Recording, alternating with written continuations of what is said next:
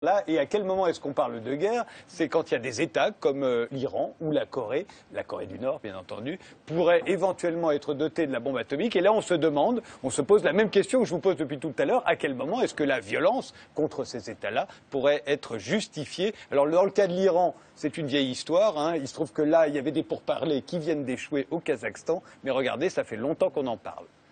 Il faut se préparer au pire, c'est-à-dire montrer... Et on fait quoi pour se préparer au pire? C'est la guerre, monsieur. Oui. L'Iran viole les règles que tous les pays doivent suivre.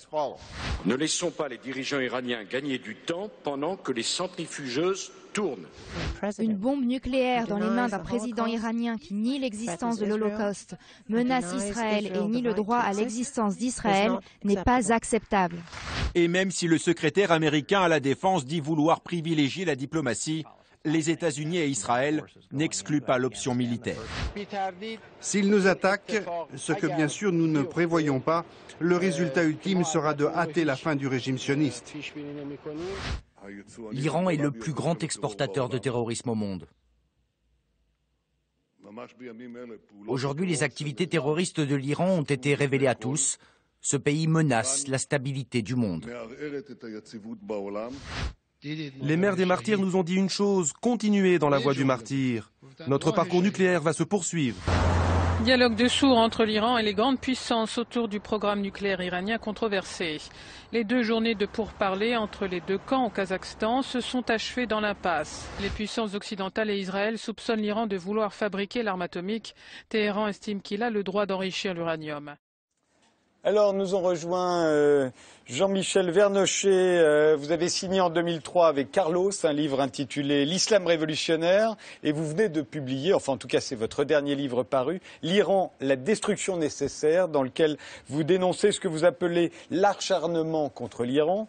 Et Gérard Chaliand, vous avez écrit de nombreux livres sur les conflits internationaux. Le nouveau s'intitule Vers un nouvel ordre du monde. Ce serait d'après vous la fin de la domination absolue de l'Occident qui a commencé... Alors, non pas comme on a tendance à le penser à la chute du mur de Berlin ou à la fin de la guerre froide, vous vous dites que ça a commencé en 1979 avec la révolution de l'ayatollah Khomeini en Iran, avec le deuxième choc pétrolier et avec le tournant économique, celui-là initié en Chine par Deng Xiaoping. Alors, juste là, je ne pense pas qu'on aura le temps malheureusement de parler également de la Corée du Nord, et de toute façon on aurait du mal parce que j'ai cherché quelqu'un qui pourrait soutenir éventuellement la Corée du Nord, et franchement, je n'en ai pas trouvé à Paris, s'il y en a un qui se fasse connaître. Je parle d'un intellectuel ou d'un artiste.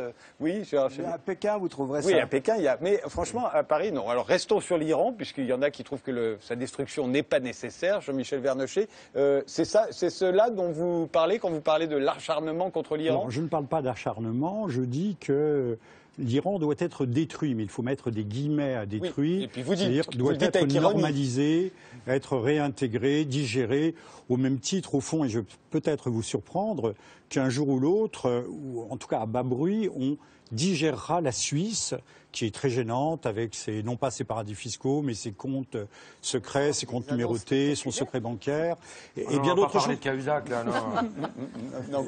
Je parle de normalisation au niveau mondial. Alors, la normalisation, ça peut être de 2 façons. D'une façon violente, par la guerre, mais ça peut être aussi par la négociation, par des voies indirectes, par la subversion.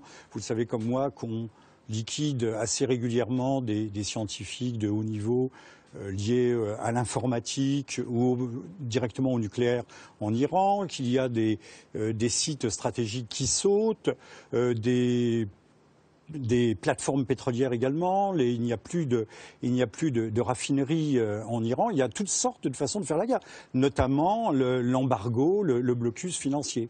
Alors, Gérard Chaliand, c'est la question qu'on se pose depuis le début de la soirée. À quel moment est-ce que la violence se déclenche? À quel moment paraît-elle justifiée? À quel moment est-ce qu'on va taper sur l'autre parce que c'est le méchant, l'autre? Là, en l'occurrence, c'est l'Iran. Vous avez l'impression D'après la déclaration du président Obama, il a estimé qu'ils avaient 1 an pour réfléchir et trouver une solution pour une sortie.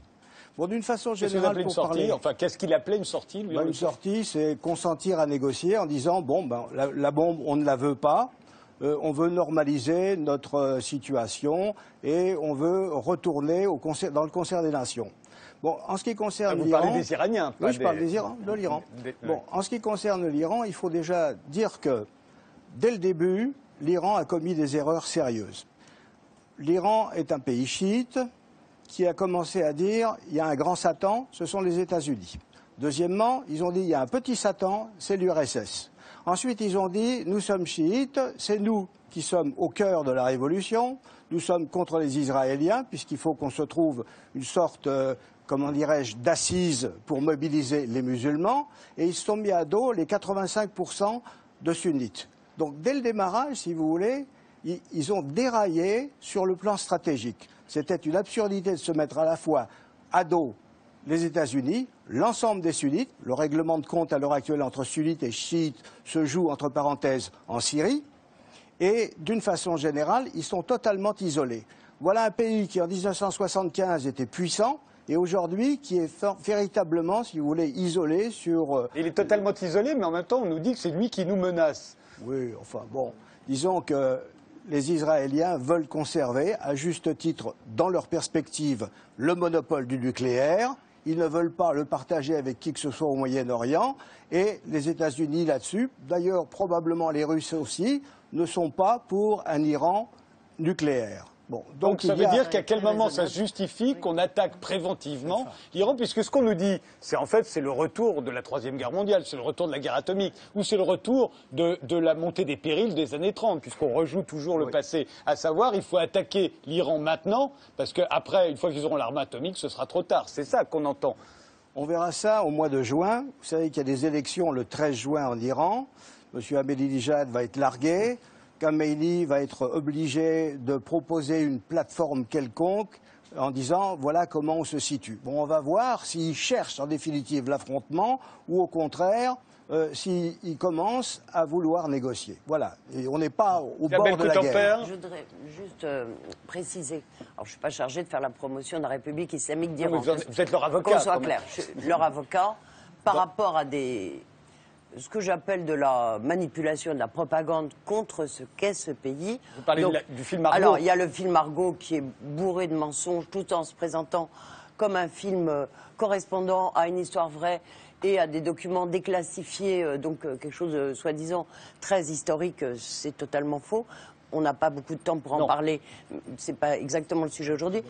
Mais il y a visiblement, on sait qu'Hollywood c'est quand même un instrument de propagande qui a été utilisé depuis très longtemps par le Pentagone pour la propagande des États-Unis. Mais au-delà de ça, sur des questions graves, des mensonges graves, à savoir que l'Iran chercherait à se doter du nucléaire. Je voudrais rappeler que quand même le Shah d'Iran avait conclu des accords nucléaires avec la France, notamment a prêté de l'argent à la France pour construire la centrale de Tricastin, ce que la France a refusé de rembourser après la Révolution.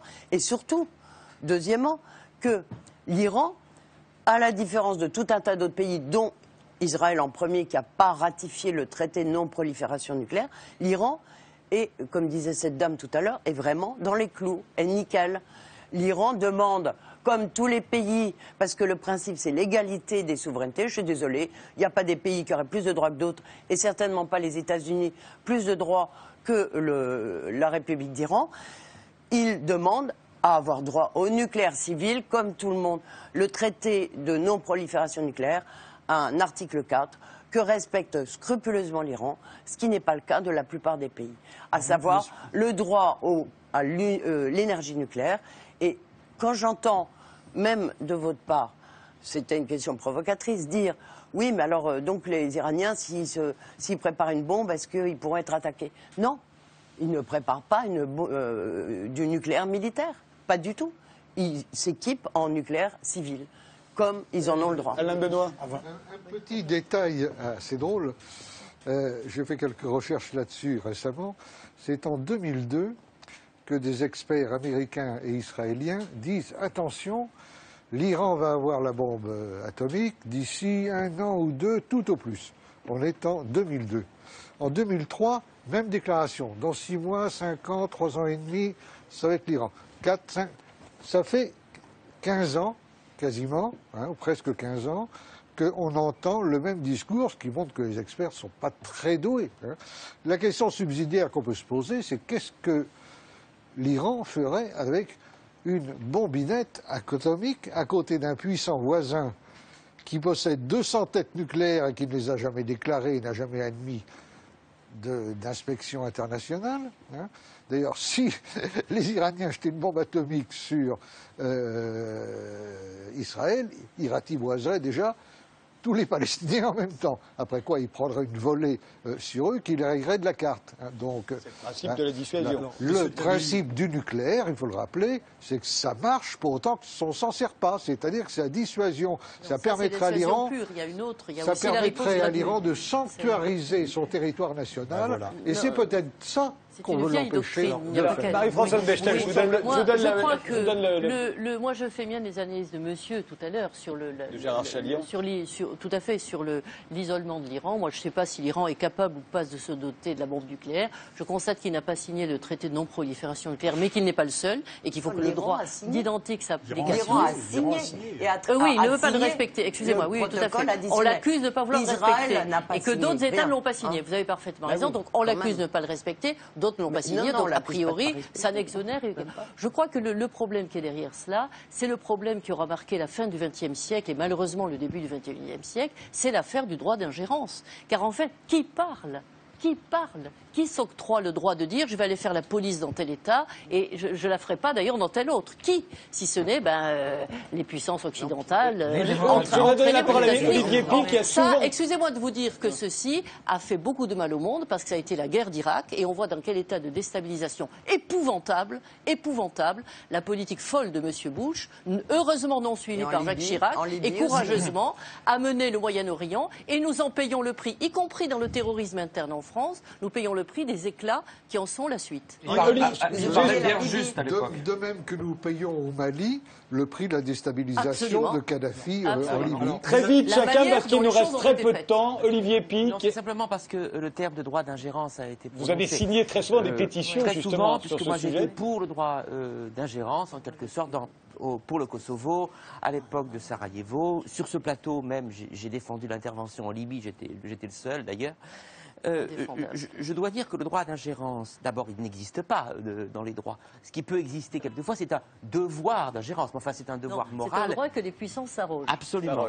Ça ne joue que du puissant au faible, jamais dans l'autre sens. Je crois qu'il peut être circonscrit pour notre confort intellectuel et moral. Il peut être circonscrit au cas où un dictateur, une puissance, massacre son propre peuple ou une partie de son peuple. Et là, je crois qu'il est difficile de ne pas considérer que le droit d'ingérence a une légitimité. Je crois que quand Bernard Kouchner se battait pour le droit d'ingérence ou pour le devoir d'ingérence, c'était circonscrit à ce cas de figure, de façon à ce qu'il n'y ait pas que des rapports entre États, mais que la situation de certaines minorités puisse aussi être prise en compte. 10 milliards, très vite. À géométrie variable, pas en Palestine, par exemple. Je suis d'accord avec vous. Ouais. Je ne relève pas ça, ce serait trop long. Et il y a des choses que je préfère ne pas relever. Le droit d'ingérence se base sur la philosophie du droit naturel. Et la philosophie du droit naturel reprend une différence entre la liberté et l'oppression. Et sur ce plan, cette différence, on ne la reprend pas. Je pense qu'une société libre peut avoir des devoirs vis-à-vis d'une population qui se fait massacrer. Ça, c'est un fait. Et si on suivait ce principe jusqu'au bout, les États-Unis ne seraient jamais intervenus contre Adolf Hitler à une époque donnée.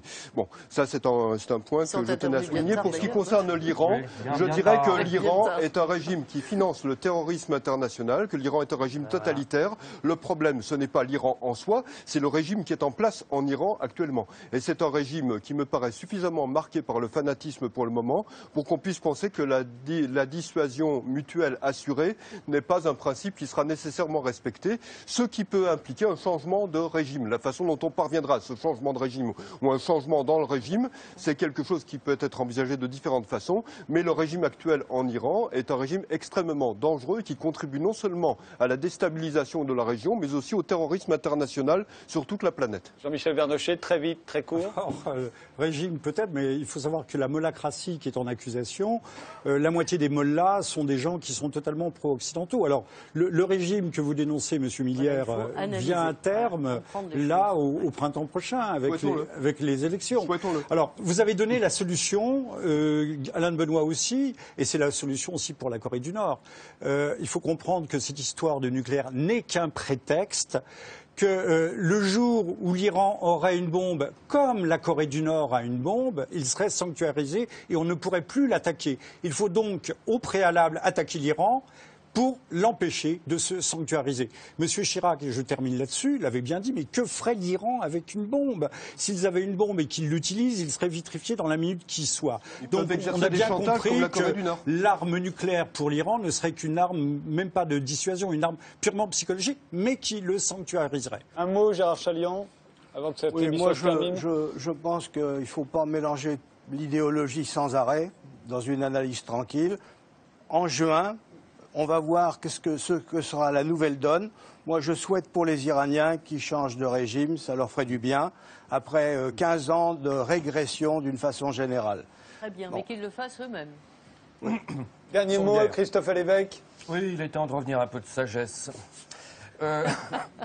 Mais non, mais on parle tout à l'heure, moi je suis pas un spécialiste en géopolitique, je ne sais pas si l'Iran est dangereux ou pas dangereux. C'est vrai que je vois pas trop ce qu'il ferait avec une bombe nucléaire, après, à part s'en reprendre 10 dans la gueule. Mais voilà, vous avez tout dit. Mais ce que je vois, c'est que moi, en tant qu'humoriste, je parle souvent de ces choses. La crise dont on a parlé au début, l'acte terroriste à Boston, ce dont on parle maintenant, moi, dans le spectacle, j'appelle ça un peu des épouvantails à cons. C'est-à-dire que de toute façon, il nous faut des méchants. Il nous faut du sang, il nous faut de la peur. Nous faire penser au pire pour nous faire avaler le mauvais. Si on veut faire des lois sécuritaires, forcément, il faut un attentat. Si on veut un peu de nationalisme, forcément, il faut des méchants. Si on veut faire baisser les salaires, forcément, il faut une crise. Il faut avoir peur de l'avenir. Moi, je me rappelle de l'Irak, simplement, au moment Rappelez-vous très vite de l'Irak. Je me rappelle très vite.